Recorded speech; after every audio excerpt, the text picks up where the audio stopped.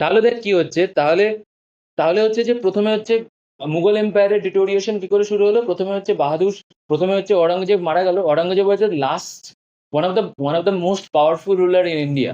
Last powerful ruler ছিল হচ্ছে অরঙ্গজেব। অরঙ্গজেব মারা যাওয়ার পর তার তিন ছেলে নিজেদের মধ্যে লড়াই করতে শুরু করে দিল।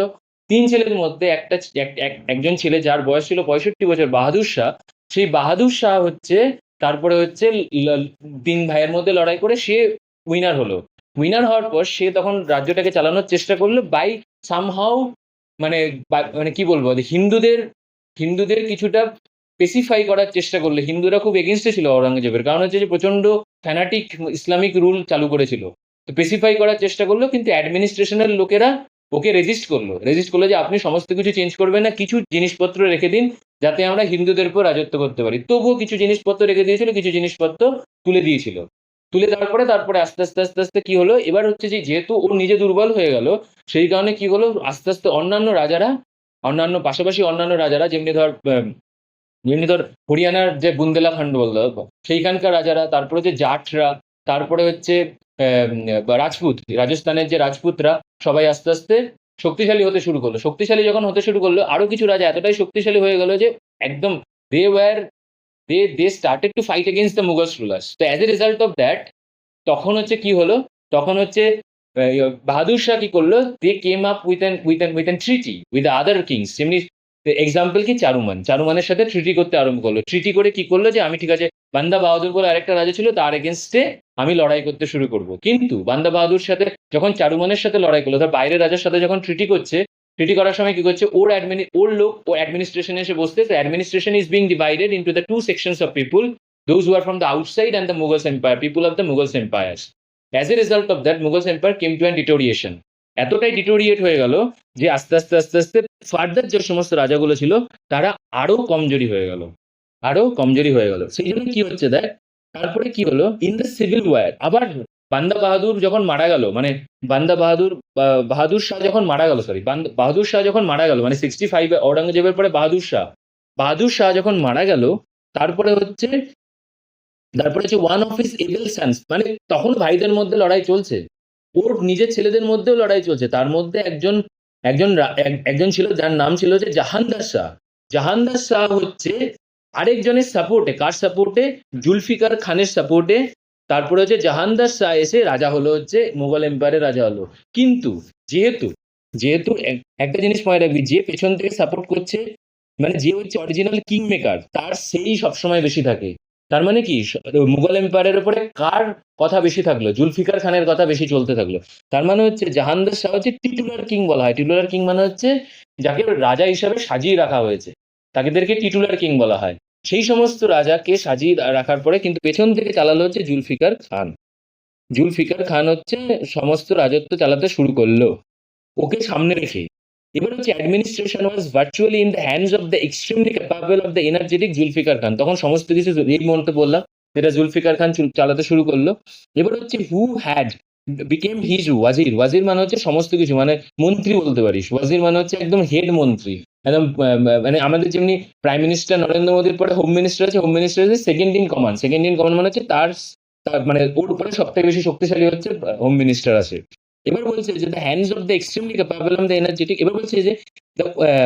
এবার বলছে যে Zulfikar Khan believed that it was necessary to establish the friendly relations with the Rajput Rajas and the Maratha Sardars and to conciliate with the Hindu chieftains in order to strengthen his own position at the court and save the empire. এই দেখ, জুলফিকার খান বুঝতে শুরু করলো যে আমার একার দ্বারা সম্ভব নয় রাজত্ব চালানো, আমাকে পাশাপাশি যে সমস্ত রাজারা আরো বেশি শক্তিশালী হয়ে গেছে তাদেরকে আমাকে সাথে নিয়ে চলতে হবে। If I am not with them, then they will come and attack us. And when they have started attacking us, then I will going to lose my empire because I am weak. আমার যে সেনা আছে সেটাও week, আমার কাছে যে সোলজাররা আছে তারাও উইক, কারণ তাদের মনোবলও ভেঙে গেছে, কারণ রাজা যেহেতু উইক। অরিজিনাল রাজাকে জাহানদার শাহ তো উইক। জুলফিকার খান যতই শক্তিশালী হোক, কিন্তু জাহানদার শাহ তো উইক, রাজা তো ওকে তো মানছে না। জুলফিকার খান তো মন্ত্রী। তাই জন্য প্রাইম মিনিস্টারকে যেমনি ধর প্রাইম মিনিস্টারকে সামনে রেখে পেছন থেকে অনেকে চালায় না, যেটা হয়েছিল হচ্ছে 2006 থেকে 2005 থেকে 2014 অব্দি।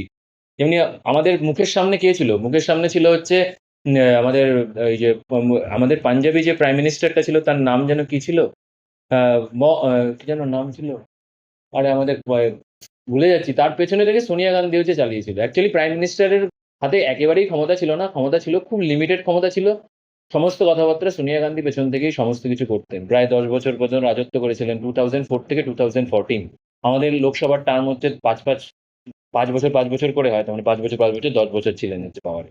তো এইরকম করে বাহাদুর শাহ পড়বে হচ্ছে কি, তারপরে জাহানদার স্যার পরে কিন্তু জুলফিকার খান confirmed that the early private argument that the deputy in the Deccan, Daud Khan Panni, had conducted the Maratha king, মানে কি বলতো, আস্তে আস্তে আস্তে আস্তে সমস্ত রাজারা মুঘলদের এবার পুশ করতে শুরু করলো যে তোমার এবার রুল শেষ, এবার আমি আসছি। Jahandar Shah's inglorious reign came to an early end of the January 1713.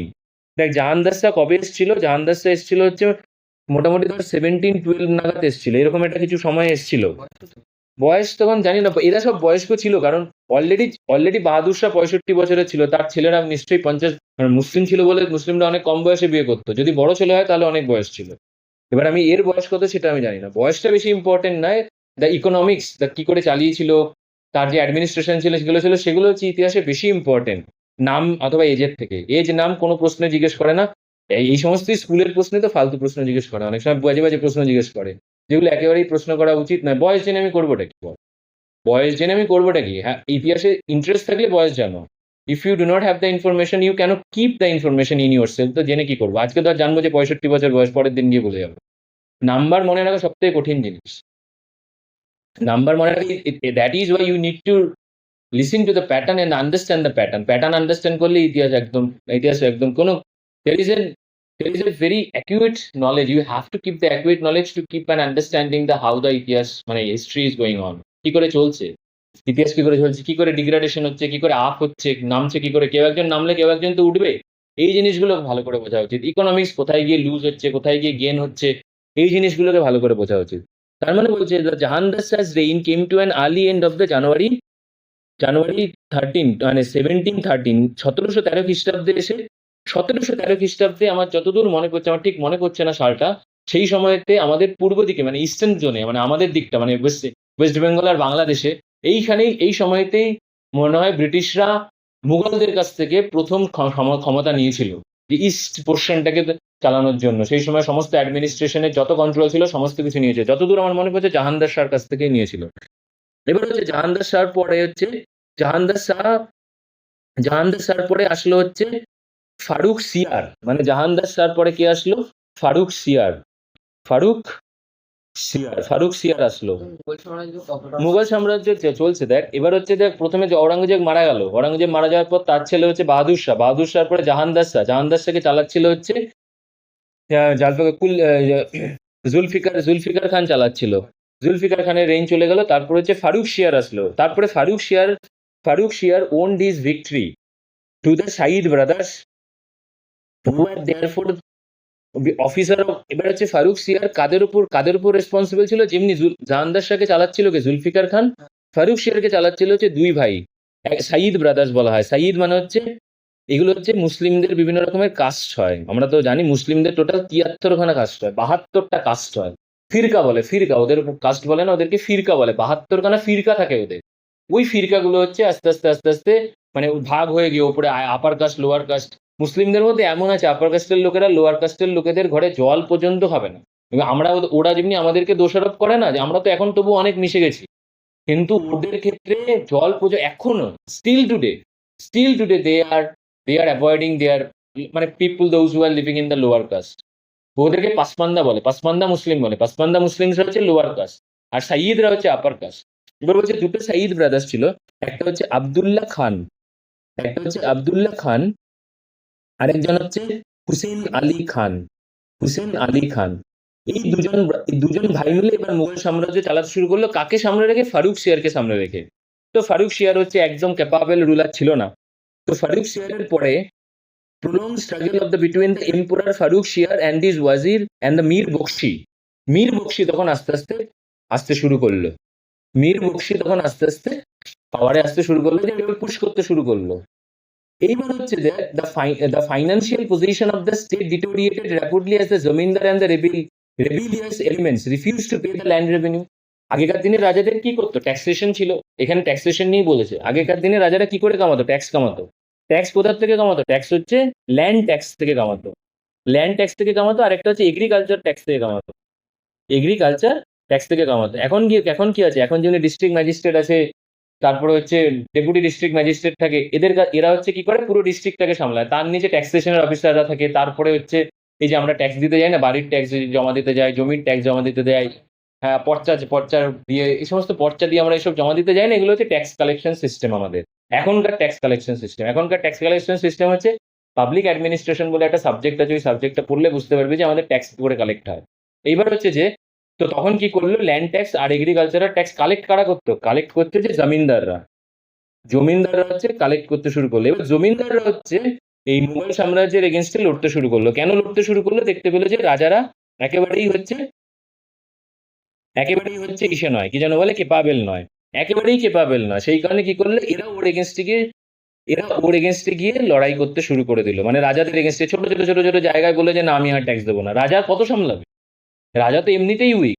তার যে ওয়াজির গুলো ছিল, যেমনি সাইয়িদ ব্রাদার্স, এই ক্ষেত্রে যেমনি আব্দুল্লাহ খান আর হুসেন আলী খান, তারাই বা কত সামলাবে যদি অ্যাডমিনিস্ট্রেশন না কথা শোনে? অ্যাডমিনিস্ট্রেশনের মধ্যেই তো জমিদাররা বসে আছে, জমিদারের নিচে আরো ট্যাক্স কালেকশন অফিসাররা বসে আছে। এবার জমিদাররাই কথা শুনছে না, তো নিচের ট্যাক্স কালেকশন অফিসাররা কেন কথা শুনবে? তো এই রকম করে এইটাকে বলা হয় ফাইন্যান্সিয়াল পজিশন ডিগ্রেডেড মানে হচ্ছে ইকোনমিক্যাল ডিগ্রেডেশন বলা হয় এগুলোকে। এটাকে বলা হয় ইকোনমিক্যাল ডিগ্রেডেশন মানে হচ্ছে ক্ষয় হয়ে যাওয়া। ইকোনমি আস্তে আস্তে ক্ষয় করতে শুরু করলো। এবার কি করলো? রাজার যে ব্যাংকিং সিস্টেম ছিল, সেই ব্যাংকিং সিস্টেম আস্তে আস্তে কোল্যাপস করতে শুরু করলো। রাজার যে টাকার সিস্টেম ছিল, রাজার যেখানে ধর ধন সম্পত্তি জমা রাখতে, সেখানে আস্তে আস্তে কমে যেতে শুরু করলো। যখনই কমে যেতে শুরু করলো, তখনই কি করলো? ওই অল্প টাকার জন্য এবার লড়াই। আগে বেশি টাকার জন্য লড়াই, এবার অল্প টাকার জন্য লড়াই। ও অল্প টাকার মধ্যে বেশি কে পাবে, এবার হচ্ছে তার জন্য লড়াই শুরু হবে। এইবার হচ্ছে তার জন্য কি হলো? ওর যে সাইদ ব্রাদার্সদের কিছু লোক পছন্দ করতো না। কারা পছন্দ করতো না? ঔরঙ্গজেবের সময় যারা ঔরঙ্গজেবের লয়াল ছিল, তারা হচ্ছে এই দুটো ভাইকে পছন্দ করতো না। এবার কি করলো? সেই জন্য কি হলো? সেই জন্য ওরা ওদের এগেনস্টে লড়াই করতে শুরু করে দিল। এইবার একজন আরেক রাজা আসলো। সেই রাজার নাম কে ছিল? রাজার নাম ছিল হচ্ছে মোহাম্মদ শাহ। মোহাম্মদ শাহ হচ্ছে এবার রাজা হলো। মোহাম্মদ শাহের পরে তারপরে আস্তে আস্তে নাদির শাহ আসলো। Nadir Shah was the ruler of Persia. পার্সিয়ার রাজা ছিল হচ্ছে নাদির শাহ। এবার হচ্ছে নাদির শাহ এসে আমাদের ইন্ডিয়াকে অ্যাটাক করলো। নাদির শাহ হচ্ছে আমাদের ইন্ডিয়াকে এত বিচ্ছিভাবে অ্যাটাক করেছিল, মানে হচ্ছে দিল্লিকে পুরো কতদিন জানো, 1 মাস না কতদিন ধরে পুরো মানে মেয়েদেরকে রেপ করা থেকে শুরু করে পিলেজ মানে হচ্ছে একদম মানে চামড়া তুলে ফেলার মতন অত্যাচার করেছিল। মানুষের চামড়া তুলে ফেলা মানে কত যে মুসলিম মহিলা, এই হিন্দু মহিলাকে আগে বলতো পার্সিয়া, আগে ইরানকে পার্সিয়া বলতো, আর আফগানিস্তানকে যেন কি বলতো, ওইখানে নিয়ে গিয়ে হিন্দু মেয়েদের বেচেছিল, বিক্রি করেছিল। মানে নাদির শাহ খুব বাজে রাজা ছিল, বললে শুনতেও ইচ্ছা করবে না, বলাও ঠিক নয়, এতটাই বাজে। মানে বলা যাবে না, মুখ দিয়ে আনা যাবে না, এতটাই বাজে ছিল ওরা। এবার হচ্ছে যে সে তখনকার দিনে 70 কোটি টাকা কামিয়েছিল। কখন? মানে 1720 খ্রিস্টাব্দে নাদির শাহ হচ্ছে আমাদের দেশে এসে 70 কোটি টাকা কামিয়েছিল। না, 1739 চল্লিশে হচ্ছে, তখন হচ্ছে 70 কোটি টাকা। তার মানে আজকালকার দিনে ইকুইভ্যালেন্সে চলে গেলে তো প্রায় 700-800 কোটি টাকা, 7,000 কোটি টাকা কামিয়েছিল। কত টাকা কামিয়েছিল? ইকুইভ্যালেন্ট টু দ্য 7,000 crore আজকের দিনে 7,000 কোটি টাকা কামিয়েছে। এইবার হচ্ছে দেখ, তারপরে হচ্ছে Nadir Shah's invasion inflicted the immense damage to the Mughal empire. Mughal empire আস্তে আস্তে মরতে শুরু করলো। নাদির শাহ হচ্ছে it was the death nail in the coffin of the Mughals. Nadir Shah হচ্ছে লাস্ট রাজা ছিল যে হচ্ছে মুঘলসদের প্রচন্ড পরিমাণে উইক করে দিয়েছিল। এতটাই উইক করে দিয়েছিল যে তারপরে আর চালাতে পারছিল না। তারপরে তো আস্তে আস্তে ব্যাটেল অফ বক্সার হলো, মীর কাসিমের সাথে লড়াই হলো। এই সমস্ত লড়াই হতে লাস্ট যে রুলার ছিল তাকে হারালো হচ্ছে পলাশির যুদ্ধে ব্রিটিশরা। পলাশির যুদ্ধে বলছে কি তুই, 1845 খ্রিস্টাব্দের হচ্ছে সিপাহী বিদ্রোহে লাস্ট বাহাদুর শাহ টু মানে লাস্ট মুঘল সম্রাট ছিল। শাহকে হচ্ছে ব্রিটিশরা হারালো। ব্রিটিশ হারিয়ে দেওয়ার পর তারপরে হচ্ছে ইন্ডিয়াতে পুরোপুরি পুরোপুরি ব্রিটিশ সাম্রাজ্য চলে আসলো 1845 না 1847-এ, যেই সময় সিপাহী বিদ্রোহ হয়েছিল। ওই সিপাহী বিদ্রোহের সময়তেই সবকিছু হয়েছিল। সিপাহী বিদ্রোহ হয়েছিল হচ্ছে সেই সময়তে ব্রিটিশরা কি করেছিল, ব্রিটিশরা বলেছিল যে ব্রিটিশ একটা টোটা ইউজ করো, টোটা মানে হচ্ছে বন্দুকের মধ্যে ইসে ভরতে হতো, কি যেন গান পাউডার ভরতে হতো, গান পাউডারকে টোটা বলা হতো, টোটার মধ্যে রাখা হতো।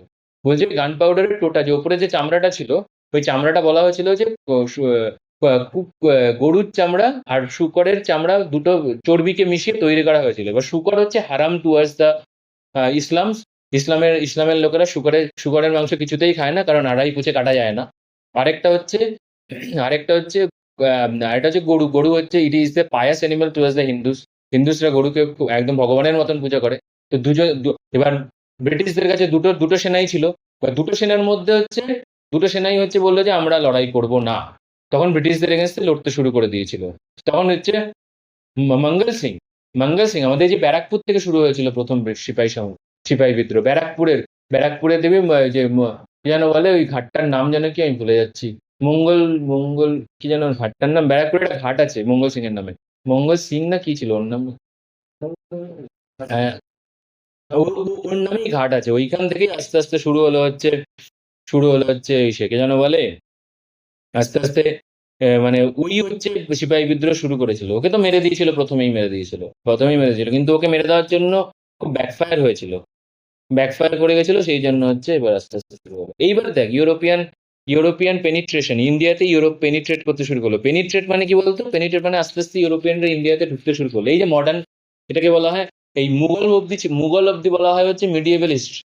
যেই ব্রিটিশ মানে ইউরোপিয়ানরা ঢুকতে শুরু করলো, তখন তখন সেই হিস্ট্রিটাকে বলা হয় হচ্ছে মডার্ন হিস্ট্রি। মানে ব্রিটিশরা না, মানে যখন থেকে ব্রিটিশরা আসতে শুরু করলো, সেই জায়গা থেকে মডার্ন হিস্ট্রি শুরু হলো, মুঘলরা চলে যাওয়া অব্দি। এবার হচ্ছে দেখ, the old tradition between the east and the West. আমাদের সাথে তো অলরেডি ইন্ডিয়ার সাথে ম্যাপ আঁকলে বুঝতে পারবি যে এখানে দেখ, এখানে এটা হচ্ছে আরব, এইখানে হচ্ছে তুর্কি ছিল, এই জায়গাটাতে তুর্কি ছিল, এরকম করে তুর্কি ছিল। এবার হচ্ছে এখানে এসেছিল ভূমধ্যসাগর এই জায়গাটাতে, ঠিক আছে? এবার এটা তো ইন্ডিয়া, এটা হচ্ছে ইন্ডিয়া। এবার হচ্ছে দেখ, আমাদের হচ্ছে এই জায়গাটার সাথে এই জায়গায় সবসময় বিজনেস চলতো কোথার দিকে? দক্ষিণ ভারত হয়ে। পৃথিবীর বলছি কি, ভারতবর্ষের প্রথম মসজিদ কোন রাজ্যে তৈরি হয়েছিল জানা আছে? ভারতবর্ষের প্রথম মসজিদ মনে হয় তৈরি হয়েছিল হচ্ছে, মসজিদ ঠিক বলবো না, প্রথম মডার্ন মস্ক, না কি বলেছে তাই, প্রথম মনে হয় তৈরি হয়েছিল হচ্ছে ইসেতে, কেরালা। কেরালা দক্ষিণ ভারতেই প্রথম। এই জন্য দেখবি, তুই যদি সাউথ ইন্ডিয়াতে যাস, কেরালাতে যদি যাস, কেরালাতে হচ্ছে প্রায় 25% মুসলিম, 25% খ্রিস্টান, আর 50%-এর মতন হিন্দু আছে। আর ওইখানে ওই হিন্দুদের মধ্যে ভাগ আছে, নায়ার হিন্দু, তারপরে হচ্ছে কি যেন নায়ার আছে, কোটা আছে, হিন্দুদের মধ্যে ভাগ আছে। এবার ব্রাহ্মণদের মধ্যেও ভাগ আছে, ব্রাহ্মণের মধ্যে সাবকাস্ট আছে, সাবকাস্টের মধ্যে আবার সাবকাস্ট আছে। হেভি মানে Hinduism in south India is very different from the Hinduism from the Northern India, very different. ওখানে দেখবি কার্তিকের পুজো করা হয়, ওখানে বিভিন্ন মন্দিরে দেখবি ঈশ্বর পুজো করা হয়, বেশিরভাগ ক্ষেত্রেই তো ভগবান নারায়ণের পুজো করা হয়। আমাদের এখানে নারায়ণের পুজো কোথায় হয়? খুব কম হয় আমাদের এখানে। ভগবান বিষ্ণুর পুজো খুব কম হয় আমাদের নর্দার্ন ইন্ডিয়াতে। এখানে শিবের পুজোটা বেশি হয়, সাইবাইট অনেক বেশি হয়। আর একটা হচ্ছে যে ভগবান কৃষ্ণের পুজো হয়, এটা হচ্ছে যে বৃন্দাবনের দিকটাতে কৃষ্ণের পুজো হয়, ওইখানে কৃষ্ণ জন্মভূমি আছে মথুরাতে, এই জায়গাগুলোতে হয়। এই জায়গায় আমাদের একটা প্রশ্ন খুব আসে, যে আমাদের নর্দার্ন ইন্ডিয়াতে আমাদের যে পুরনো যে ইন্ডিয়ান ইন্ডিয়ান কালচারের যে স্ট্রাকচারের যে মন্দিরগুলো ছিল, সেই মন্দিরগুলো আর দেখা যায় না কেন? তার কারণ হচ্ছে because of the Islamic invasion. ইসলাম ঢুকলো কখন? 1206 খ্রিস্টাব্দে, যখন মিডিয়েভেল মানে মধ্যযুগ যখন শুরু হলো। পুরোনো যুগ থেকে না, ঔরঙ্গজেব তার আগে, ওই যখন হচ্ছে দিল্লি সুলতান শুরু হলো, সেই সময় থেকে মুসলিমরা প্রথম ইন্ডিয়াতে ঢুকতে শুরু করলো। সেই সময় কি করেছিল মুসলিমরা, কি করেছিল, এতটাই মন্দিরগুলোকে সব ভেঙে দিয়ে ওর উপরে মসজিদ বানিয়ে দিয়েছিল। এবার পরে যে মন্দিরগুলো তৈরি হয়েছিল, সেগুলো সব মডার্ন ইনফ্রাস্ট্রাকচারে তৈরি হয়েছে।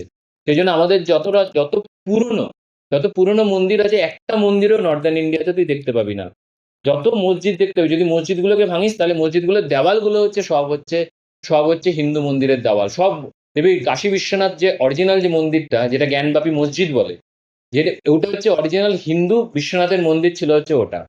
এখন যে বিশ্বনাথের মন্দিরটা আছে, সেটা তো অনেক পরে এসে ওই রানীটার নাম যেন কি ছিল, সে বানিয়েছিল, অনেক পরে এসে বানিয়েছিল। তাও ভেঙেছিল, নাদির শাহ অনেকবার ভেঙেছিল। মুসলিমরা অনেকবার ভেঙেছে। দেখবি দিল্লিতে গেলে কোনো পুরনো ইন্ডিয়ান মানে হিন্দু স্ট্রাকচার দেখতে পাবি না, সব ইসলামিক স্ট্রাকচার। কারণ হচ্ছে যে সব ভেঙে চুরে একাকার করে দিয়েছে, সব সব সব মিনস হচ্ছে সব। কিন্তু সাউথ ইন্ডিয়াতে দেখতে পাবি, সাউথ ইন্ডিয়াতে কেন দেখতে পাবি, কারণ হচ্ছে এটা যে this is call the geography, জিওগ্রাফির সাথে হিস্ট্রি এই জনের সম্পর্ক, এটাই হচ্ছে the relations between the geography and the history. এটার মধ্যে কি হচ্ছে, কারণ সাউথ ইন্ডিয়াতে হচ্ছে ওই যে দুটো পর্বত আছে না এখানে, স্তূপ স্তূপ পর্বত আছে, একটা হচ্ছে নর্মদা তাপ্তি নদীর মাঝখানে বিন্ধ্য পর্বত, আরেকটা হচ্ছে বিন্ধ্য পর্বত। বেসিক্যালি বিন্ধ্য পর্বতের জন্যই এই পাশে আসতে পারে, আসতে না পারার জন্য ওখানে আরেকটা পর্বত আছে বিন্ধ্য, আর একটা সাতপুরা। সাতপুরা আর বিন্ধ্য পর্বতের জন্য এরা আসতে পারেনি, জিওগ্রাফির জন্য, এই জিওগ্রাফি পার করতে পারেনি। কারণ হচ্ছে যে ইসলামিক রুলাররা যেই জায়গা থেকে এসেছিল সেই সমস্ত জায়গাতে বেশিরভাগ প্লেন ছিল। প্লেন মানে হচ্ছে ধর বেশিরভাগ এসেছিল হচ্ছে তোর সেন্ট্রাল এশিয়া থেকে, সেন্ট্রাল এশিয়া মানে কাজাকিস্তান, কিরগিস্তান, তুর্কিমেনিস্তান, এই সমস্ত জায়গা থেকে। এই সমস্ত জায়গাকে বলা হয় হচ্ছে plain, the ruler of plains. Plains মানে হচ্ছে কোনো গাছপালা থাকে না, পুরো জমি, ঘাসের জমি। সেই জন্য ওরা এই সমস্ত পাথুরে জায়গা পার করতে পারেনি, সেই জন্যই তো শিবাজি এতদিন রাজত্ব করতে পেরেছিল, শিবাজিকে সেই জন্য তো হারাতে পারেনি। এই সমস্ত জন্য কেরালাই তো প্রথম কেরালাতে প্রথম মসজিদ তৈরি হয়েছিল, কারণ হচ্ছে যে তাদের অ্যাক্সেস এই সমস্ত ইসলামিক দুনিয়ার সাথে ছিল। এই আরব যে কান্ট্রিজ গুলো আছে তাদের সাথে অলরেডি আমাদের ব্যবসা চলছিল, চলছিল, নিচের দিকে ইসলাম হয়ে গেছিল। টিপু সুলতান ইসলাম ছিল তো, ইসলামিক ছিল তো। টিপু সুলতান খুব ভালো রাজা ছিল না, টিপু সুলতান একেবারেই বাজে রাজা ছিল। টিপু সুলতান প্রচুর, প্রায় প্রায় 10 লাখ হিন্দুকে কনভার্ট করেছিল, আর কত লাখ জানি হিন্দুকে মেরেছিল। সবাই বলে যে টিপু সুলতান খুব ভালো ছিল যেহেতু ফ্রেঞ্চদের এগেনস্টে লড়েছিল, না, Tipu Sultan was not a good ruler for the Hindus. Maybe he was good for the Muslims but not a good ruler for the Hindus. আমাকে হিন্দু মুসলিম বলতে হচ্ছে কারণ এরকম করেই বলা আছে, অরিজিনাল হিস্ট্রি এটাই। বইতে তো এরকম করে বলা থাকে না, অরিজিনাল হিস্ট্রি হচ্ছে এটাই। তো সেই কারণেই হচ্ছে যে এরা হচ্ছে প্রচন্ড প্রচন্ড ইসলামিক ফেভারে কাজ করতো, সেই জন্য রুলস গুলো ছিল প্রচন্ড ফেনাটিক ছিল। ফেনাটিক মানে হচ্ছে ঘোড়া। দক্ষিণ ভারতে তো মুসলিমরা অতটা হতে পারে অতটা নেই, দক্ষিণ ভারতে আছে মুসলিম, দক্ষিণ ভারতে তুই কেরালাতে মুসলিম পাবি। এবার বল তুই তামিলনাড়ুতে কেন মুসলিম পাস না? তামিলনাড়ুতে মুসলিম পাবি না, আবার সেই জিওগ্রাফি। জিওগ্রাফি কেন, তার কারণ হচ্ছে এই যে কেরালা তামিলনাড়ুর মাঝখানে পশ্চিমঘাট পর্বতমালা রয়েছে। পশ্চিমঘাট পর্বতমালা পার করে লোকেরা এই পাশে হচ্ছে ধর এই পাশেই থাকে, এরকম একটা ব্যাপার আর কি। কিন্তু তোর মুসলিম প্রচুর আছে হচ্ছে কর্ণাটকে। কর্ণাটকে পশ্চিমঘাট পর্বতমালার ওখানে একটা গ্যাপ আছে, কর্ণাটক দেখবি সমুদ্রের দিকে কিছুটা গ্যাপ আছে, ওই গ্যাপটা দিয়ে ঢুকে সবাই। এই গ্যাপটা জিওগ্রাফি হেভি এফেক্ট করে হিস্ট্রি, প্রচন্ড এফেক্ট করে। কারণ হিস্ট্রি পড়াতে পড়াতে জিওগ্রাফিও পড়াতে হয় কিছুটা, যে কেন ঢুকেছিল, কিসের জন্য ঢুকেছিল, কোন জায়গায় গ্যাপ ছিল। এই জিনিসগুলো very important to understand the history in details. এবার হচ্ছে দেখ ইউরোপিয়ানরা প্রথম কখন এসেছিল। প্রথম ইউরোপিয়ান যদি সত্যিকারের ইউরোপিয়ান বলা হয় তাহলে হচ্ছে প্রথমে হচ্ছে কলম্বাস কি করেছিল, কলম্বাস ইন্ডিয়াকে ইউরোপিয়ানদের মধ্যে একটা নেশা হয়ে গেছিল যে ইন্ডিয়াকে আবিষ্কার করতে হবে। কোথায় ইন্ডিয়া, কারণ হচ্ছে ইন্ডিয়া থেকে সেই সময় প্রচুর জিনিস মশলা যেত। মশলা হচ্ছে সেই সময় one of the most costliest thing in the world. তো মশলার রুটটাকে যদি কন্ট্রোল করা যেতে পারে তাহলে আমি সবকিছু কন্ট্রোল করতে পারবো। পশ্চিমবঙ্গ থেকে বেশি ওটা হতো। না না, মশলা বেশি পাওয়া যেত হচ্ছে সাউথ ইন্ডিয়াতে, লবঙ্গ ফবঙ্গ এগুলো তো সাউথ ইন্ডিয়াতে পাওয়া যায়। পশ্চিমবঙ্গে কি পাওয়া যায়, পশ্চিমবঙ্গে হলুদ পাওয়া যায়, তাও খুব একটা বেশি ভালো পাওয়া যায় না। জুট, হ্যাঁ জুটটা খুব ভালো পাওয়া যায় পশ্চিমবঙ্গে, পশ্চিমবঙ্গে জুটই ছিল। এই যে এই সমস্ত এই যে পেঁয়াজ ফিয়াজ কোথায় ভালো পাওয়া যাবে, রাজস্থানের দিকে পেঁয়াজ ভালো পাওয়া যায়, আমাদের দিকে থোড়ি না ভালো পেঁয়াজ পাওয়া যায়। এই এই এই ওয়েদারে পেঁয়াজ ভালো হয় না, ওই ওয়েদারে পেঁয়াজ ভালো হয়। পেঁয়াজ রসুন এই সমস্ত জিনিস শুকনো জায়গা লাগে, জল পড়লে পেঁয়াজ পচে যাবে না, জল পড়লে পেঁয়াজ। রাজস্থানে গিয়ে দেখবি সবার বাড়ির মধ্যে এরকম গুচ্ছ গুচ্ছ পেঁয়াজ উপরে ট্যাঙ্কি মানে নিচে রাখা থাকে, ঝোলানো থাকে পুরো একদম। পেঁয়াজ ঝোলানো থাকে। তেমনি শুটকি মাছ, তেমনি শীতের দেশের লোকেরা দেখবি শুটকি মাছ ঘরের মধ্যে ঝোলানো থাকে, প্রিজার্ভ করে রাখে। তুমি রাজস্থানে গেলে পেঁয়াজ ঝুলিয়ে রাখে ঘরের মধ্যে, পুরো ঘরের মধ্যে পুরো সারা ঘর পেঁয়াজ দেখতে হবে। পেঁয়াজ পেঁয়াজ পেঁয়াজ পেঁয়াজের ঘর, মানে পুরো গোদামগুলোতে পেঁয়াজ রাখা। বৃষ্টি হয় না তো, ভিজে যায় না তো, শুকনো তো। আর রাজস্থানে প্রচন্ড ভালো লাল মির্চ পাওয়া যায়, লাল মির্চ মানে হচ্ছে লাল লঙ্কা প্রচুর। রাজস্থান হচ্ছে ইজ ওয়ান অফ দ্য কি বলবো মানে পৃথিবীর one of the biggest supplier of the red chillies. ওয়ার্ল্ডের one of the biggest supplier of the red chillies হচ্ছে রাজস্থান। একটা সিনেমা আছে, সিনেমাটার নাম আমি ভুলে যাচ্ছি, আমির খানের একটা সিনেমা ছিল, সেখানে দেখবি ওই রেড চিলিজ যারা এক্সপোর্ট করতো তাদের এগেনস্টে ইন্ডিয়াতে অস্ত্র ঢোকাতো পাকিস্তান হয়ে, বন্দুক ফন্দুক ঢুকতো রাজস্থান হয়ে। আগে তো ফাঁকা বর্ডার ছিল। সরফরোশ সিনেমাটার নাম হচ্ছে সরফরোশ, খুব ভালো সিনেমা। দেখলে দেখতে পারিস, কোনো অসুবিধা নেই। টেরোরিজম কি করে ইন্ডিয়াতে ঢুকতো সেটা নিয়ে বলা হয়েছে সিনেমাটা। কিছু সিনেমা আছে দেখলে শিখতে পারবে, কিছু সিনেমা আছে একদমই বাজে, তোকে দেখা উচিত। এইবার হচ্ছে দেখ, এবার হচ্ছে ভাস্কো ডা গামা বলছে he entered with cargo of sold 60 Times. বলছে ভাস্কো ডা গামা যখন ইন্ডিয়াতে ঢুকলো, ভাস্কো ডা গামা যখন ইন্ডিয়াতে ঢুকলো 1498 খ্রিস্টাব্দে, তখন ইন্ডিয়া থেকে যে জিনিস নিয়ে গেছিল ইউরোপে, সেটাকে 60 গুণ বেশি দামে বেচেছিল।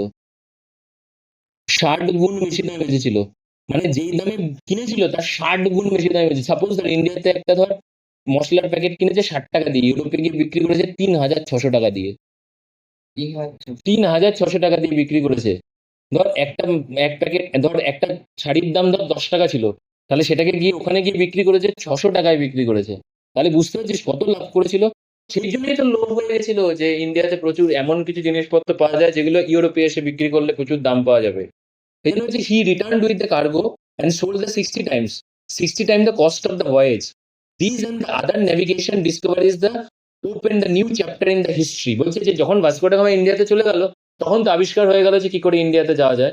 তখন হচ্ছে সবাই এবার ইন্ডিয়াতে আসার জন্য ব্যস্ত হয়ে গেল আস্তে আস্তে। প্রথমে পর্তুগিজরা আসলো, তারপরে হচ্ছে ফ্রেঞ্চরা আসলো, ফ্রেঞ্চের পরে আসলো হচ্ছে ডাচরা, ডাচদের পরে আসলো হচ্ছে ব্রিটিশরা। এরকম করতে করতে আস্তে আস্তে আস্তে আস্তে ইউরোপিয়ানরা ইন্ডিয়াতে আসতে শুরু করলো। যখন ইউরোপিয়ানরা ইন্ডিয়াতে আসতে শুরু করলো, এমন কিছু জিনিসপত্র ইন্ডিয়াতে ঢুকলো যেগুলো আমাদের দেশে পাওয়া যেত না, পাওয়া গেল তাদের প্রচলন খুব একটা বেশি ছিল না, প্রচলিত ছিল না। তার মধ্যে একটা ছিল হচ্ছে গুটখা। গুটখা হচ্ছে পর্তুগিজরা হচ্ছে প্রথমবারের জন্য ইন্ডিয়াতে গুটখা ঢুকিয়েছিল। আর হচ্ছে আলু, আলু কি করে রান্না করতে হয়, আলুর ইউজ, আলু কি করে চাষ করতে হয়, এইগুলো হচ্ছে ইউরোপিয়ানরা মানে পর্তুগিজরা হচ্ছে ইন্ডিয়াতে এনেছিল। এইরকম করে করে বিভিন্ন লোকেরা, যেমনি হচ্ছে হ্যান্ডকারচিফ, হ্যান্ডকারচিফ মানে হচ্ছে রুমাল, রুমালের ব্যবহার আমাদের দেশে থোড়ি না ছিল। আমাদের দেশে রুমালের ব্যবহার কে এনেছে? ব্রিটিশরা এনেছে। আমাদের দেশে প্যান্ট জামা পরার ব্যবহার কে এনেছে? ব্রিটিশরা এনেছে। আমরা তো ধুতি পাঞ্জাবি পরা লোক। আমরা তো ইন্ডিয়ান লোকেরা তো ধুতি পাঞ্জাবি পরা লোক ছিল। কে ধুতি প্যান্ট শার্ট এনেছে? ব্রিটিশরা এনেছে। তারপরে হচ্ছে যে এই যে তারপরে হচ্ছে আমাদের এডুকেশন সিস্টেম এরকম ছিল না। আমাদের হচ্ছে বৈদিক এডুকেশন সিস্টেম ছিল, খুব ভালো ছিল আমাদের education system. We are the most literate people in the world. আমরা হচ্ছে প্রচন্ড লিটারেট ছিলাম। যখন ব্রিটিশরা আমরা হচ্ছে সারা পৃথিবীর 25% জিডিপি, মানে পুরো পৃথিবীর 25% ইকোনমি আমরা চালাতাম। মিন্স হচ্ছে ইন্ডিয়া চালাতো 25% ইকোনমি, ইন্ডিয়া চালাতো সারা পৃথিবী। যখন ব্রিটিশরা চলে গেল ইন্ডিয়া থেকে, তখন সারা পৃথিবীর মাত্র 2% ইকোনমি আমরা চালাই।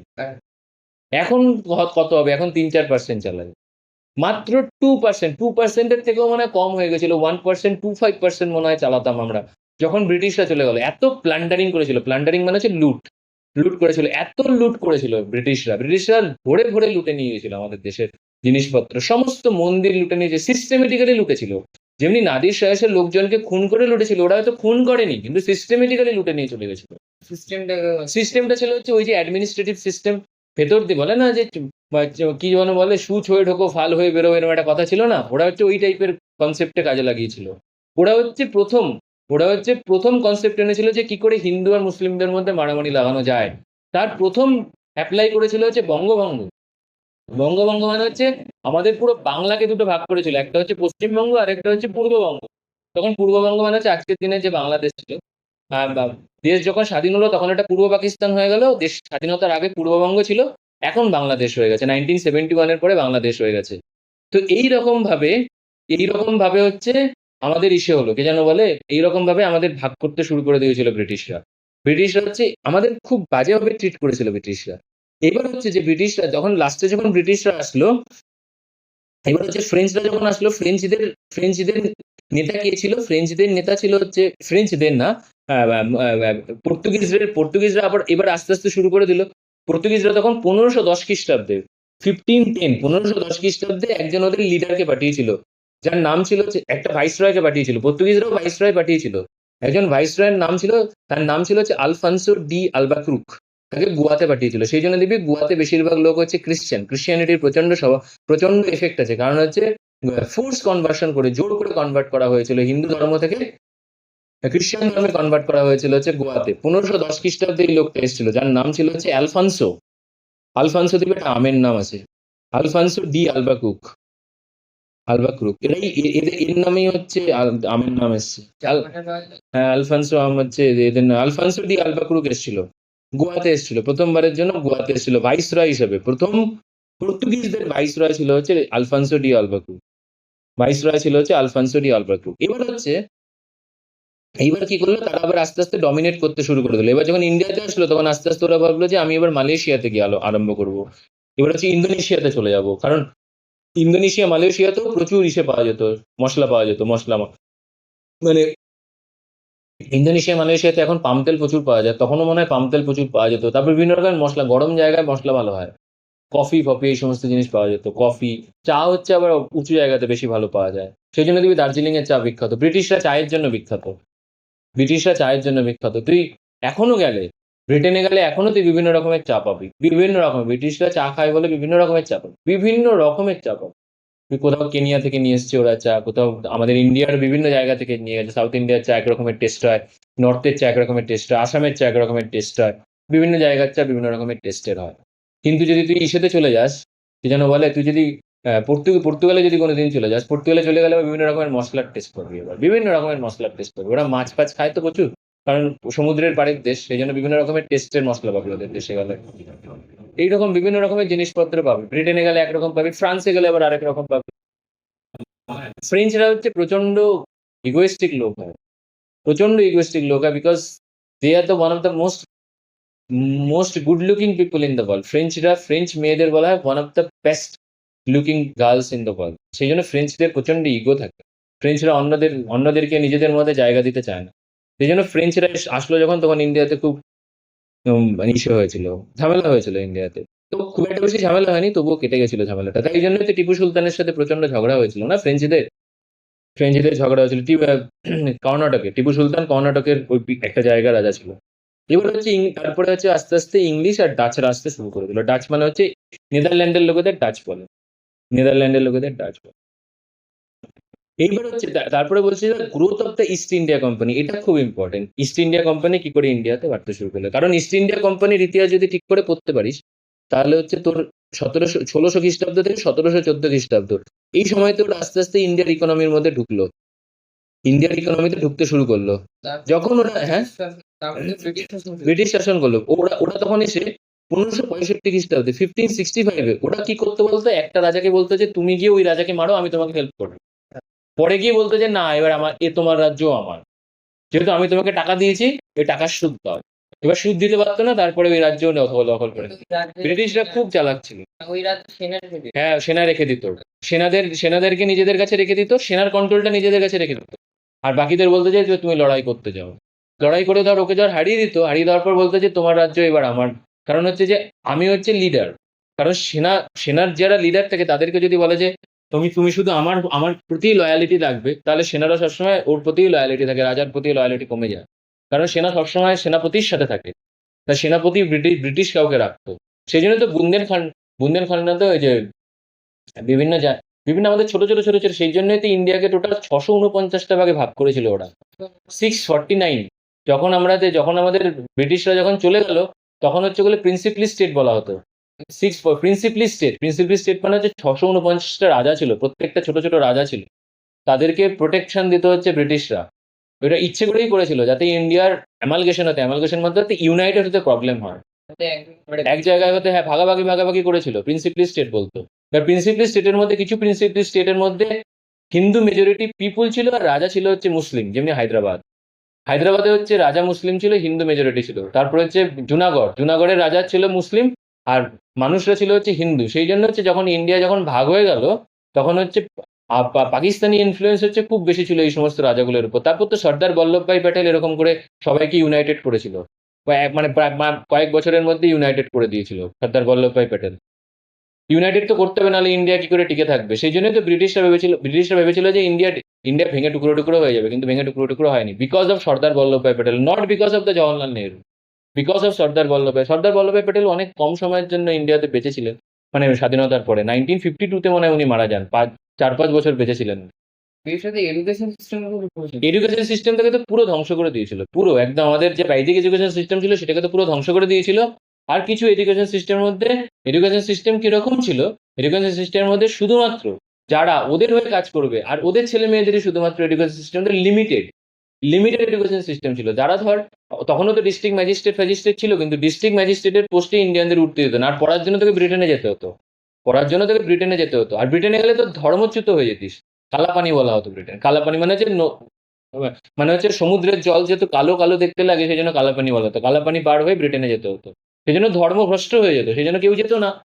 বড় লোকেদের ছেলে মেয়েরাও যেত না, সেই জন্য পড়তো না। কিন্তু লাস্টের দিকে এসে তো আস্তে আস্তে আস্তে আস্তে ইন্ডিয়ানরা বুঝতে পারলো যে that was the tricks used by the British to divide us among different kinds of groups. তারপরে তো নেতাজি সুভাষচন্দ্র বোস গেল, আরো বড় বড় লোকেরা গেল। এরা গিয়ে তারপরে হচ্ছে ব্রিটিশদের সেই অ্যাডমিনিস্ট্রেটিভ সিস্টেমে ঢোকার চেষ্টা করলো। তারপর তো ঢুকতে পারলো না অ্যাডমিনিস্ট্রেটিভ সিস্টেমের মধ্যে, কারণ হচ্ছে they have the different kinds of agent. তুই জওয়াহরলাল নেহরুকে they were the agents of the British, গান্ধীজিকে they were the agents of the British. ঠিকঠাক ইতিহাস পড়লে বুঝতে পারবি। জওয়াহরলাল নেহরু টোটাল মনে হয় 46টা লেটার লিখেছিল।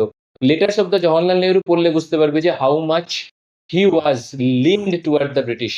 ব্রিটিশদের এতটাই প্রেফার করতো Jawaharlal Nehru. Jawaharlal Nehru doesn't like the Indians. আমাদের ডার্ট বলতো, আমাদেরকে ডার্টি পিপল বলতো। Because of we had most of the houses were made up of sand বলছি কি, most of the made up of soils. আমরা তো মাটির ঘরে থাকতাম না, সেই জন্য আমাদের মধ্যে কাস্ট সিস্টেম ছিল, সেই জন্য বলতো। তো সেই জন্য কি করলো, 1565 খ্রিস্টাব্দে প্রথমে বিজয়নগর এম্পায়ারকে ভাঙলো ব্রিটিশরা। বিজয়নগর এম্পায়ারকে ভেঙে তারপরে নিজেদেরকে কি করলো, তখন ওখানে একটা ব্রিটিশ ফ্যাক্টরি বানাতে শুরু করলো। কারণ ফ্যাক্টরি বানাতে দিচ্ছিল না, সেই জন্য সাউথ ইন্ডিয়াতে মুসলিপট্টলমে 1611 খ্রিস্টাব্দে প্রথম ব্রিটিশ ফ্যাক্টরি চালু করলো। 1611 খ্রিস্টাব্দে। দেখ, ওরা খুব ধৈর্য ছিল, ওদের খুব ধৈর্য ছিল বলেই তো এত বছর 200 বছর রাজত্ব করেছিল ব্রিটিশরা। ধৈর্য যদি না থাকে তাহলে তুই কোনো কিছুই করতে পারবি না। এখনো জীবনে ধৈর্য না থাকলে কিছু করতে পারবি না। ধৈর্যটা খুব important. It is very important to have the patience. এইবার হচ্ছে দেখ, here the English build the small fort, একটা ছোট্ট পোর্ট তৈরি করেছিল, সেন্ট জর্জ বলে একটা ছোট্ট পোর্ট তৈরি করেছিল। কারণ হচ্ছে যে দেখ, ইন্ডাস্ট্রিকে প্রোটেকশন দেওয়ার জন্য সবসময় সেনা থাকা উচিত। আজকের দিনেও বিভিন্ন রকমের ইন্ডাস্ট্রিতে কারা দ্য প্রোটেকশন দেয়, কারা সিএপিএফ দেয়, সেন্ট্রাল ইন্ডাস্ট্রিয়াল রিজার্ভ ফোর্স, সিআইআরএফ না সিএ, ওটা কি বলে, সেন্ট্রাল সিআইএসএফ, সেন্ট্রাল ইন্ডাস্ট্রিয়াল কি যেন, সিআইএসএফ হচ্ছে আমাদের যে বড় বড় পাওয়ার প্ল্যান্ট গুলো আছে না, আমাদের ভারতবর্ষের যত বড় বড় পাওয়ার প্ল্যান্ট আছে, তত ট্যাক্সাল আছে, সব সিআইএসএফ প্রোটেকশন দেয়। সব সিআইএসএফ মানে সিএপিএফ, আমি ভুলে যাচ্ছি কোন কারা প্রোটেকশন দেয়। এরাই প্রোটেকশন দেয়, এরাই সবকিছু করে। তো এবার হচ্ছে ইস্ট ইন্ডিয়া কোম্পানি আস্তে আস্তে ইন্ডিয়াতে আসতে শুরু করলো। ইস্ট ইন্ডিয়া কোম্পানি কিছুই ছিল না। ইস্ট ইন্ডিয়া কোম্পানি হচ্ছে ব্রিটেনের কিছু বড় লোক ছিল, যারা সবাই এক জায়গায় হয়ে কিছু টাকা ইনভেস্ট করেছিল, তারা মিলে একটা ইন্ডাস্ট্রি তৈরি করেছিল। সেটাকে বলা হয় ব্রিটিশ। একটা কোম্পানি ছিল না, they were the groups. British East India Company একটা গ্রুপ ছিল। তাই জন্য হচ্ছে East India Company, English East India Company উড়িষ্যাতে প্রথম ফ্যাক্টরি তৈরি করেছিল হচ্ছে 1633 খ্রিস্টাব্দে। 1633 হচ্ছে প্রথম উড়িষ্যা চালু করেছিল। তারপরে ওরা বম্বেকেও চালু করেছিল। বম্বেকে নিয়েছিল জানিস কার কাছ থেকে? বম্বেকে নিয়েছিল হচ্ছে ইসের কাছ থেকে, ফ্রান্সদের কাছ থেকে, অ্যাজ এ ডাউরি হিসেবে নিয়েছিল। কারণ হচ্ছে যে ফ্রান্সের কোনো একটা রানীকে বিয়ে করেছিল হচ্ছে ব্রিটিশরা। ব্রিটিশ একটা কিং বিয়ে করেছিল, অ্যাজ এ ডাউরি ওই বোম্বেকে নিয়েছিল। ডাউরি মানে হচ্ছে ওই যে কি যেন বলে বাংলা, হচ্ছে ওই যে বাবা মা মেয়ের বিয়ের সময় ছেলেকে টাকা দেয় না, ওইটাকে ডাউরি বলে। কি বলে ওগুলোকে? বাবা মা টাকা দেয় না, বলে আমাকে এত টাকা দিতেই হবে, না দিলে ওই যে বিহারিদের ক্ষেত্রে কি বলে, আমাকে গাড়ি দিতে হবে, নাহলে আমি বিয়ে করবো না, ওইগুলোকে ডাউরি বলে। আমি ভাই বাংলা অত ভালো জানি না সিরিয়াসলি, তো ওগুলোকে ডাউরি বলে। হ্যাঁ, কি বলে আমি জানি না। ডাউরি মানে ডাউরি আমি সত্যি জানি না। এবার হচ্ছে এরকম করে বিষয় নেওয়া হয়েছিল। এরকম করে আস্তে আস্তে ওরা সারা ইন্ডিয়াতে ঢুকলো। ওয়েস্টে গেল, সাউথে গেল। এদের সাউথে কবে গেল? 1611 খ্রিস্টাব্দে সাউথে চলে গেল। তারপরে 1633 খ্রিস্টাব্দে ইস্টে চলে আসলো। তার আগে অলরেডি ওরা ইসেতে ছিল। তার আগেই তো 1754 খ্রিস্টাব্দে অলরেডি ওরা ইসেতে চলে এসেছিল, পশ্চিমবঙ্গে চলে এসেছিল। পশ্চিমবঙ্গ মানে হচ্ছে বাংলাতে চলে এসেছিল। তারপরে আস্তে আস্তে এরকম করতে ওরা ইসেতে চলে পুরো ইন্ডিয়ার পশ্চিমবঙ্গের মানুষদেরকে তো অনেকটা মানে আমাদের ইকোনমি ডাউন। হ্যাঁ, ইকোনমি ডাউন হয়ে গেছিল তো। ইকোনমিতে ডাউন হয়ে যাওয়ার জন্যই তো আমাদের দেশের অবস্থা খুব খারাপ হয়ে গেল না। একটা জিনিস বলা হয় যে ব্রিটিশরা আমাদের দেশ থেকে 48 trillion pound, not dollar, trillion pound লুট করেছিল। 48 ট্রিলিয়ন পাউন্ড লুট করেছিল ব্রিটিশরা আমাদের দেশ থেকে। ডলার থেকে পাউন্ডের ভ্যালু বেশি। পাউন্ডের ভ্যালু বেশি, 1 পাউন্ডের দাম মনে হয় এখন 120 টাকা, 140 টাকা না কত টাকা করে। ডলার তো নিয়ে 96 টাকা 97 টাকা, পাউন্ডের দাম সবসময় বেশি হয়। ব্রিটিশ পাউন্ড বলা হয়। ওরা 48 ট্রিলিয়ন পাউন্ড লুট করেছিল, এত লুট করেছিল। আর ওটা কি করতো বলতো, বিভিন্ন রাজার কাছে গিয়ে ট্রিটি বানিয়ে নিত। ট্রিটি বানিয়ে নিত যে তুমি রাজা থাকবে, কিন্তু তোমার সেনা আমি কিছুটা কন্ট্রোল করবো, তুমি কিছুটা কন্ট্রোল করবে, আর তুমি আমাকে ট্যাক্স দেবে, আর তোমার কোনো চাপ নেই, তোমাকে কেউ আক্রমণ করবে না। অথচ পাশাপাশি কোনো রাজা নেই ওকে আক্রমণ করার জন্য, অথচ ওকে ফোর্স করতে হলো ইসে করার জন্য, ট্রিটি করার জন্য। এরকম করে এই যে the decisive battle was the fort Wandiwash. Wandiwash মানে হচ্ছে কি বলতো, ফ্রেঞ্চদের সাথে 3খানা ব্যাটেল হয়েছিল, 3বার লড়াই করেছিল ব্রিটিশরা। লাস্ট ব্যাটেল ছিল হচ্ছে দ্য ব্যাটেল অফ ওয়ান্ডিওয়াশ। ওয়ান্ডিওয়াশের ব্যাটেল হচ্ছে লাস্ট ব্যাটেল ছিল। আইরিকুট ল্যালি বলে হচ্ছে ফ্রেঞ্চদের যে হেড ছিল, সেনার হেড ছিল, তাকে হারিয়ে দিয়েছিল। তাকে হারিয়ে দেওয়ার পর ব্রিটিশরা তখন কি করলো, ফ্রেঞ্চদের সাথে একটা ট্রিটি করেছিল, ট্রিটি অফ প্যারিস বলা হয়। ওই ট্রিটি করার পর তা ফ্রেঞ্চদের যত কলোনি ছিল, বেশিরভাগ কলোনি ব্রিটিশরা ফ্রেঞ্চদের কাছ থেকে নিয়ে নিয়েছিল বাই ফোর্স মানে যে যুদ্ধ করে ট্রিটি, হেরে গেছে তো কি করবে, হেরে গেলে তো দিতেই হবে না। তখন হচ্ছে যে এইখানে হচ্ছে তখন যখন এবার ব্রিটিশ অকুপেশন ওরা বললো না 1656 খ্রিস্টাব্দে, 1617 খ্রিস্টাব্দে, যেই সময় এই যে রাজার নাম বললো না, 1617 খ্রিস্টাব্দে কোন রাজা ছিল, জাহানদার শাহ, তারপরে হচ্ছে ফারুক শিয়ারের পরে হচ্ছে মোহাম্মদ শাহ। এই সময়টাতেই ওরা ওই মোহাম্মদ শাহর সাথে ওরা ট্রিটি করেছিল 1617 খ্রিস্টাব্দে, 1717 খ্রিস্টাব্দে। 1717 খ্রিস্টাব্দে যখন ট্রিটি করলো, তখন হচ্ছে ওরা দাস্তাক মানে হচ্ছে তখন বললো যে ঠিক আছে, বেঙ্গল আমাদের সমস্ত ট্যাক্স আমরা কালেক্ট করব, তোমার কাজ হচ্ছে আমি তোমার ট্যাক্সের কালেকশনের এত টাকা তোমাকে দেবো। এবার আস্তে আস্তে যখন বাংলাতেও রাজা ছিল, তখন হচ্ছে রাজা কে ছিল, তখন হচ্ছে নবাব, বাংলাতে রাজাদের নবাব বলা হতো। মুর্শিদাবাদ ছিল হচ্ছে, হ্যাঁ, সিরাজউদ্দৌলা ছিল। তখন সিরাজউদ্দৌলা এগেনস্টে কে দাঁড়িয়েছিল, মির্জাফর। সিরাজউদ্দৌলার যে মন্ত্রী ছিল, মন্ত্রীর সাথে হচ্ছে কলকাঠি নাড়িয়েছিল হচ্ছে ব্রিটিশরা। ওই মন্ত্রীকে বলেছিল যে তুমি জিতে যাও, তোমাকে জিতিয়ে দেবো, তুমি আমাদের কম্পেনসেশন দেবে। কম্পেনসেশন মানে যে তোমাকে জেতানোর জন্য আমাদের যত টাকা খরচা হবে তুমি আমাকে তত টাকা দেবে, তোমাকে আমি রাজা বানিয়ে দেবো। তাহলে সিরাজউদ্দৌলাকে হারানোর পর মির্জাফর কোষাগার থেকে কত টাকা দিয়েছিল দেখ ব্রিটিশদের, একক দশক শতক হাজার অযুত লক্ষ নিযুত কোটি, 1,77,00,000 টাকা দিয়েছিল। 1,77,00,000 টাকা দিয়েছিল। মির্জাফর 1757 খ্রিস্টাব্দে 1,77,00,000 টাকা দিয়েছিল। তাহলে ব্রিটিশরা বড় লোক হবে না কেন? টাকাগুলো কার? আমাদের টাকা তো, আমাদের টাকা দিয়েই তো ওদেরকে পে করেছিল না? যদিও তারপরে তো আলটিমেটলি আমাদের উপর ট্যাক্সেশনের ভারটা পড়ে গেছিল না আস্তে আস্তে। সেই জন্যই তো মুসলিম রাজারা 2/3 ট্যাক্স নিত, হিন্দু রাজারা 1/3। হিন্দু রাজারা হচ্ছে 1/6 ট্যাক্স নিত। মুসলিমরা নিত হচ্ছে 2/3 মানে হচ্ছে 33% মতন ট্যাক্স নিত। আর ব্রিটিশরা নিত হচ্ছে প্রায় হাফ অথবা 3/4 মানে হচ্ছে 75% ট্যাক্সই নিয়ে চলে যেত। পড়ে 25% দিয়ে তুই খাবি কি, চলবি কি করবি? সেই জন্যই তো কেন নিত, কারণ হচ্ছে যে ট্যাক্স তো তুলতে হবে। অলরেডি তো ও রাজার কাছ থেকেও নিচ্ছে, বাট আমাদের কাছ থেকেও নিচ্ছে। এবার রাজারও তো আমাদের কাছ থেকে নিতে হবে না, রাজারও তো ট্যাক্সের দরকার। রাজার তো খালি হয়ে গেছে, রাজার ব্যাংক খালি হয়ে গেছে, রাজাকেও কিছুটা নিতে হবে, ব্রিটিশদেরও কিছুটা দিতে হবে।